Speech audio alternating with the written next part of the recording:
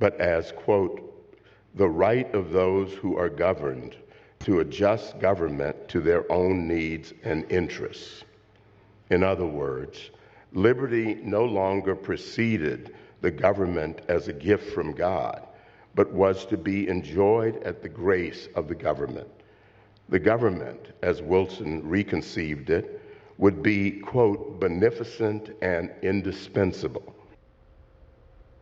Justice Thomas there is saying that progressivism is basically a threat to America. Your thoughts?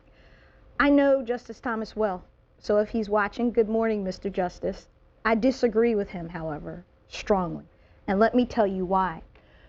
If you think about Jefferson's refrain, which is what he's talking about, we hold these truths to be self-evident that all men are created equal and endowed by their Creator with certain inalienable rights. Among these are life, liberty, and the pursuit of happiness. Okay, pause there.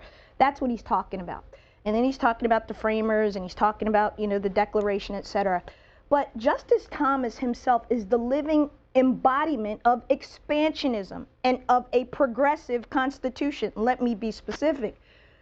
But for the eradication of Jim Crow, the advent of affirmative action policies, even Loving versus Virginia, 1967, Clarence Thomas couldn't be married to the wife he has. She is a white woman. He is a black man. Without Loving and that progress, they aren't legally allowed to be married, number one. Number two, Justice Thomas has to understand that the very things he pushes back on are why he sits on the Supreme Court.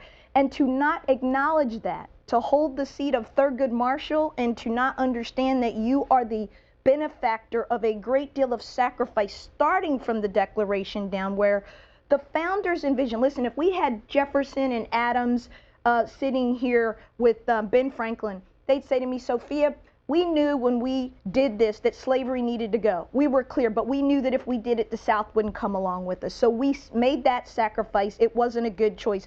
Our hope, however, was that it would become a more perfect union, that it would expand, that eventually slaves would be freed. They were. That eventually women would vote. They did. And so with every marker of progress we make, the Constitution expands. I'm an expansionist. I believe in a living, breathing Constitution. I don't want to be governed by a document written in 1787 that tells me I'm 3/5 of a person. I want you guys to hear what I said. Check me on this. 3/5 because I'm a slave in 1787.